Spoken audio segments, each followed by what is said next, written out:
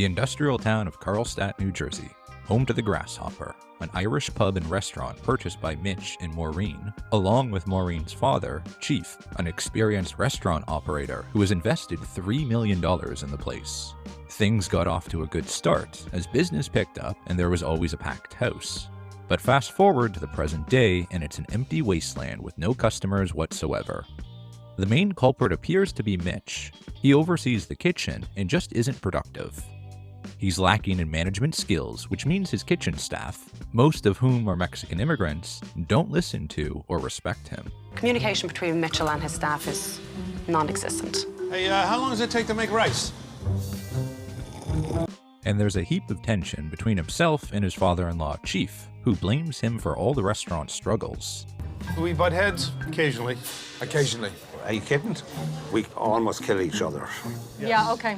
Mitch, however, believes he's just an easy scapegoat.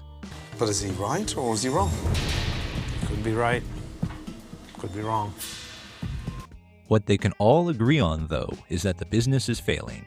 With nobody else to turn to, can Chef Ramsay help turn things around for the Grasshopper? Gordon arrives and meets the trio of Mitch, Maureen, and Chief. Maureen decides to move in between them as Gordon quickly comes to learn that Mitch and Chief don't see eye to eye. He decides to have a one-on-one chat with all three members. Maureen, who handles all the bills, sides with Mitch and believes her father simply needs someone to blame. Chief, meanwhile, reveals to Gordon that it cost $3 million to get the Grasshopper going. He also regrets giving Mitch part of the business as he has become a major problem. Mitch feels the criticism is unwarranted, but then again, he is the one running things and business is failing. All that said, Mitch feels the traditional Irish food served at the Grasshopper is a hit with customers. I think I'll like the food, I hope. Gordon is ready to eat and is greeted by the floor manager, Annette, who is extremely honest about the problems at the restaurant, starting at the top. She also gives the food a rating of 3, primarily because the cooks are basically winging things. His first order is the French onion soup, because that's definitely what everyone gets at an Irish restaurant. In the kitchen, Chief thinks it tastes horrible, but Mitch still has the soup served to Gordon regardless, who, surprise surprise, hates it and sends it back. Chief has an "I told you so" moment, but the real issue at hand is getting the kitchen staff to make things right. Next up is the shepherd's pie, and not only does it look weird, Gordon learns there's beef stock as well as beef in it. Does this restaurant know why it's called a shepherd's pie in the first place? It ends up being cold, watery, and just not tasty, which even Maureen can agree with as she tries a taste. That's 2 strikes for the Grasshopper. Can the broiled fisherman's platter be their saving grace? Unfortunately, not. In fact, this may be the worst of the lot. Gordon spits his food out and complains that it's bland and rubbery. He's had enough. Gordon proceeds to confront the kitchen staff. When pressed upon, the head chef assesses his food as okay, with a smile. Suffice to say, Gordon completely disagrees. If you went to Dublin and you served shepherd's pie like that, they would shoot you. Gordon soon inspects most of the food in the kitchen to find that nearly everything is frozen. There's also a cross-contamination issue as any cooked meat is being stored on the same shelves as the frozen meat. There is even blood from the frozen chicken on the mozzarella sticks. Mitch admits he hasn't inspected any of the fridges and just leaves it to his kitchen staff. Maureen and Annette are shocked and embarrassed at the findings. Gordon, meanwhile, starts to lose it and declares the restaurant as having no real leader. The Grasshopper was set to have customers that night, but not on Gordon's watch. He's not having anything served if it's coming from that kitchen. Dinner service is officially cancelled. While Chief later breaks the news to the customers arriving, one positive that arises is Maureen emerging as the leader in the kitchen as she organizes the cleanup. Overall, it was a horrible first day, but as the sun rises, Gordon visits Maureen at her home. He knows there is more at stake, including their marriage. Shocked to see how youthful and energetic Mitch looked in an old photo compared to his broken state today, Gordon is determined to get him back on track. Maureen agrees to give Mitch all the support he needs, especially in the midst of her father blaming him for everything. With the kitchen clean enough to start a dinner service, Gordon gives Mitch a much-needed pep talk, urging him to be more assertive. Following that, Gordon cooks as well as teaches the kitchen staff how to make proper, authentic shepherd's pie and fish and chips. Those two items are also introduced to the menu for the evening. But some staff members are looking for even more advice. You know the way to cook burgers faster? A burger takes 10 minutes to cook. You can't cook a burger faster. Dinner service begins, and with plenty of orders coming in for shepherd's pie and the fish and chips, it's time for Mitch to assert himself. He reads out the orders, but not everybody is listening. With Gordon's assistance, they eventually get on the same page. But as the night progresses, Gordon begins to notice other problems. The ticketing system is only causing confusion for everyone thanks to Mitch's handwriting. On top of that, his quality control is still lacking as he continues to greenlight dishes that are given next to no attention to detail. Gordon gives Mitch another pep talk, urging him to maintain high standards.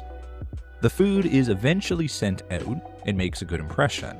The food from the regular menu, not so much, with many dishes being sent back. Come on, guys. How could you fuck up a hamburger? I'm so upset. To make matters worse, Gordon finds a burger about to be served that is raw.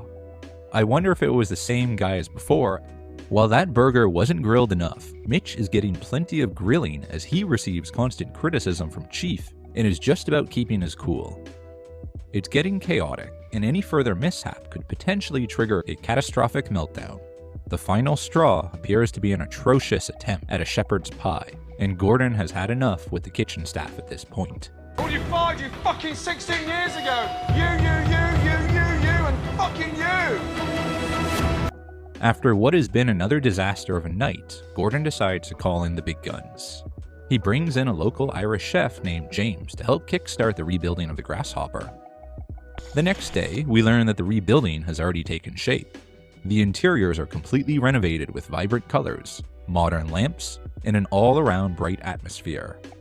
There's also a large wooden table in the center, serving as the focal family table. Mitch's illegible tickets will no longer be a problem either, as Gordon has installed 2 Halo computers for quick and seamless ticketing. Mitch and Maureen are emotional as they take everything in, but that's not all. Gordon has also revamped the menu with authentic Irish food that not only tastes good, but looks good as well. Everybody grabs a tasty bite as they get ready for what could be the most important dinner service in the Grasshopper's history. The customers are rolling in, and this time, the kitchen staff is armed with the expertise of Chef James. With that, many appetizers are served with no hitch, and the customers are satisfied so far. Mitch, though, starts having problems communicating what needs to be cooked to James and the rest of the staff. He is failing to step up, and the kitchen is at a standstill, and customers are now waiting for their food. It's deja vu all over again. Chief steps in to help, but this time, Maureen aggressively demands he gets out of the kitchen. We see them clash for the first time, and Gordon has to intervene and make a big decision. Gordon assigns Mitch out of the kitchen and has James organize everything. The move pays dividends as despite a few hiccups with Mitch serving food to the wrong table, the customers eventually get their meals and go home satisfied. The night is over, and while it wasn't as bad as the previous ones, it wasn't a success by any means. It's time for Gordon to have a serious and honest chat with all 3 owners. He keeps it short and simple. Staff changes are absolutely necessary, and if they want to succeed, they have to make full use of James's expertise, and do it quickly. Gordon departs with the belief that the Grasshopper is absolutely everything needed to succeed. It's just lacking a real leader. We learn that in the days that followed, Mitch took Chef Ramsay's advice to heart. The previous head chef was shown the door, and Chef James stayed on as a consultant training the rest of the staff. Most strikingly, though, was the fact that Mitch actually became the assertive leader with high standards that Gordon was looking for. Make it nicer, make it twice. I have changed, yes.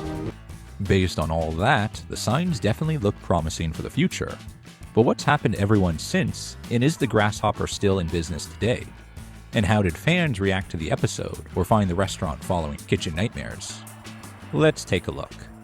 The original episode was filmed in November 2010 before airing in February 2011 as a 5th episode of the 4th season of Kitchen Nightmares.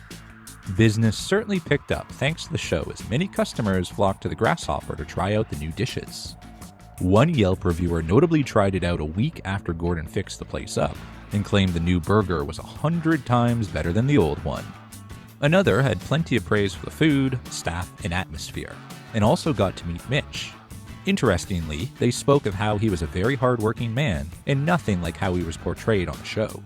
Despite all this, the Grasshopper was only able to manage a 3.3 rating on Yelp, but we'll get to that later.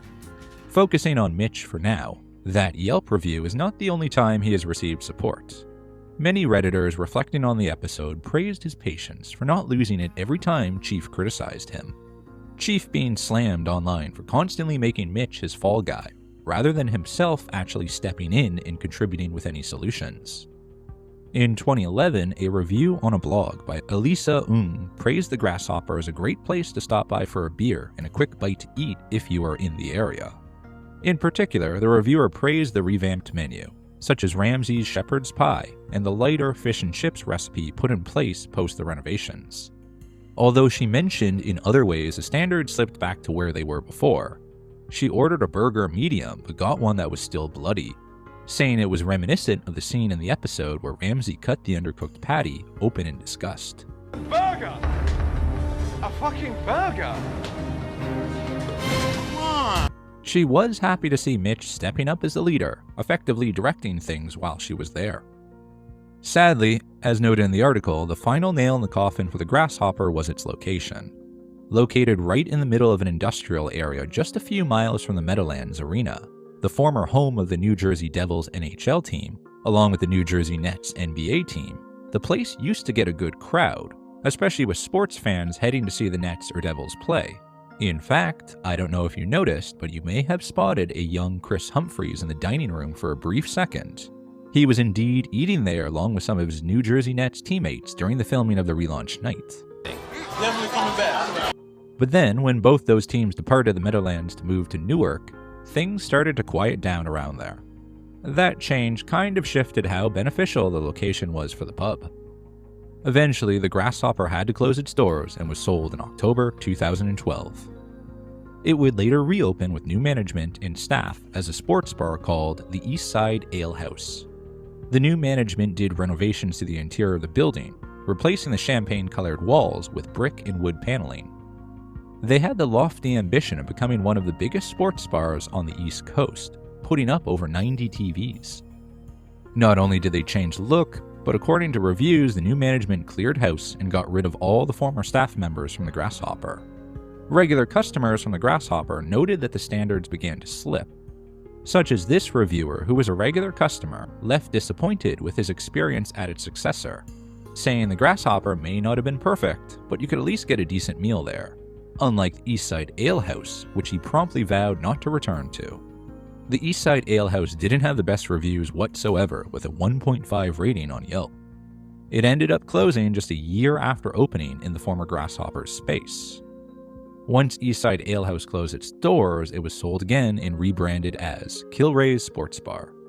A reviewer who went to the newly opened Kilray's said the owners opened it strategically around that time, as it was just before Super Bowl 48, hosted at MetLife Stadium in the nearby Meadowlands Center. Unfortunately, he was not impressed with the new space, saying that history seems to repeat itself at this location in terms of the bad food and service. Going on to say that the bartenders were more interested in Facebook and Candy Crush than doing their jobs. This reviewer, who went to Kilray's not long after opening, says she and her husband were longtime regulars at the Grasshopper. They were both disappointed with the Eastside Ale House when they checked it out earlier that year. They had high hopes for Kilray's and were impressed with the overall decor, yet found the service and food to be lacking. They left disappointed and not sure if they would return. Over the next couple of years, Kilray's would undergo several menu changes, with none quite hitting the mark with the customers. The location would change hands again in 2016, this time becoming Primetime Sports Lounge and Restaurant. But according to reviews, it assumed its predecessor's reputation for poor service, but had even worse food. Again, it lasted just over a year, closing in 2017. The good news is it was replaced by a tapas bar called Segovia Maison that continues to operate to this day. It has an overall rating of 3.7 on Yelp and generally good reviews, so unlike its predecessors, it looks like it will last for the considerable future. But what are the three owners and Annette? As per her LinkedIn, Annette worked as a customer service representative for Braemar Industries from October 2018 to February 2022. As of today, she has worked as a brand ambassador for Pella Windows and Doors of New Jersey and New York since February 2022. She remains active on her personal Instagram page. Chief, whose real name is Edward Eddie Fitzpatrick, passed away in February 2020. He was 84 at the time of his death. Maureen, meanwhile, moved into the world of sales until 2023, when in October, she became the Director of Community Relations at Thrive Senior Living in Montvale, New Jersey.